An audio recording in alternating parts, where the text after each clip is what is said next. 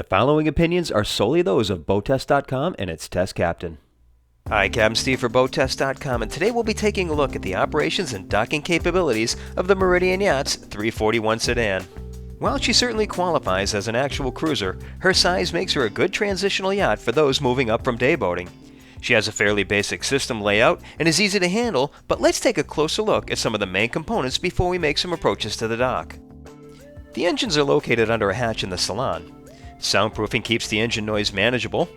Standard engines are a pair of 320 horsepower, 6.2-liter MPI Mercury Horizon gas inboards. Here, we have a pair of optional 425 horsepower Mercury ECT 8.2 MPI HO engines. Cummins diesels in either 330 or 380 horsepower are also offered. Let's step down and take a look. A removable ladder leads between the two engines right at the location of the daily checkpoints. I found the area to be well laid out and provide crawling space all around the engines for maintenance. With everything being gleaming white, problems can be spotted quite easily, from oil leaks to belt wear.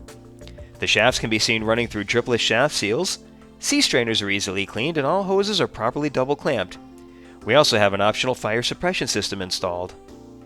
The Helm is a professionally laid out workstation with a bench seat to the side, allowing for more eyes looking forward. We have a pair of Raymarine Hybrid Touch nav screens to either side of a digital depth gauge. An autopilot can be fitted, but this is really a hands-on level of cruiser. Analog gauges to either side provide information for both engines, with the largest being the tachometers.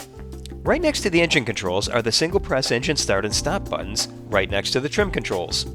Just above, on the same panel, is the control for the remote spotlight mounted at the bow. No need to worry about judiciously synchronizing the two engines.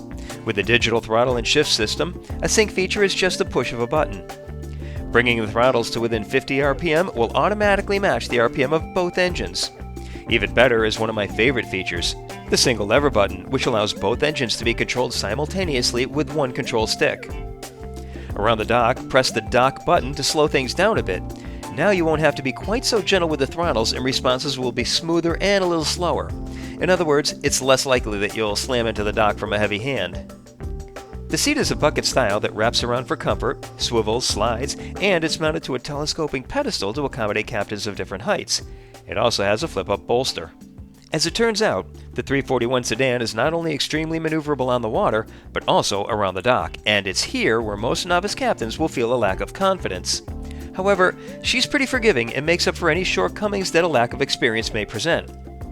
Our test boat had both a bow and stern thruster that really took the edge off of any problems, and even in a stiff crosswind, precision is easily achieved.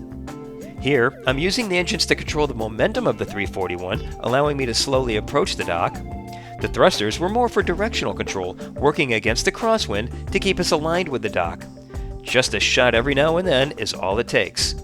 And once in position, a touch of ahead with the throttles stops the momentum and we're in. No heroic leaps to the dock, no crew scrambling about for control. It's this sort of attention to keeping the handling characteristics simple that make the 341 Sedan such a popular model. Her comfort level and build quality should keep her an owner's favorite for the long haul. For BoatTEST.com, I'm Captain Steve. We'll see you on the water.